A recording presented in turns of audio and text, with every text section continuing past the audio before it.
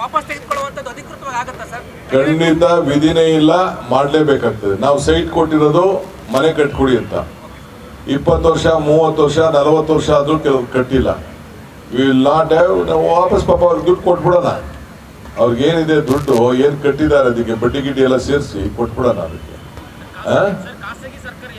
ಖಾಸಗಿ ಆಗಲಿ site allotment ಆಗಿರಲಿ, CITB ಇದಾಗಲಿ, ಯಾವ್ದಾದ್ರು ಸೊಸೈಟಿಯಿಂದ ಅಲಾಟ್ಮೆಂಟ್ ಆಗಿರಲಿ, ಯಾವುದೇ ಆಗಿರಲಿ, ಸರ್ಕಾರದಿಂದ ಸೈಟ್ ಬೇಕು ಅಂತ ಅವ್ರು ತೆಗೆದುಕೊಂಡ್ಮೇಲೆ, ಸರ್ಕಾರದಿಂದ ಅಲಾಟ್ಮೆಂಟ್ ಮಾಡಿದ್ಮೇಲೆ CITB ಇರ್ಬೋದು, BDA ಇರ್ಬೋದು, ಒಂದು ಸೊಸೈಟಿ ಇರ್ಬೋದು, ಎಲ್ಲೇ ಆಗಲಿ ತೆಗೆದುಕೊಂಡ್ಕೊಂಡ್ಮೇಲೆ ಅವ್ರು ಕಟ್ಟಬೇಕಾದ ಅವರ ಡ್ಯೂಟಿ.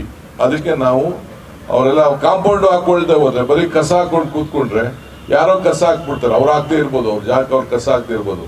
ಅದನ್ನು ರಕ್ಷಣೆ ಮಾಡ್ಕೋಬೇಕಾದ, ಅವ್ರ ಆಸ್ತಿಗಳನ್ನ ರಕ್ಷಣೆ ಮಾಡ್ಕೊಳ್ಬೇಕಾದ್ದು ಅವರ ಡ್ಯೂಟಿ.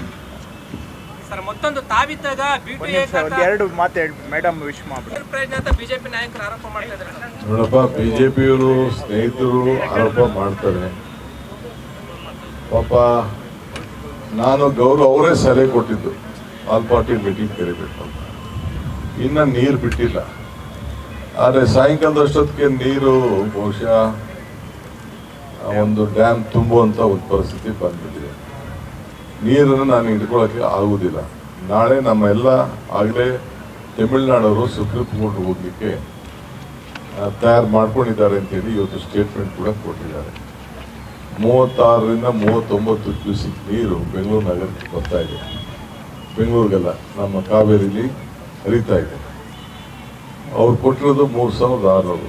ಆದರೆ ವಿರೋಧ ಪಕ್ಷದವ್ರಿಗೆ ಚರ್ಚೆ ಮಾಡಿ, ಕಾನೂನು ತಜ್ಞರ ಚರ್ಚೆ ಮಾಡಿ ನಾಳೆ ತೀರ್ಮಾನವನ್ನು ಮಾಡ್ತಾರೆ.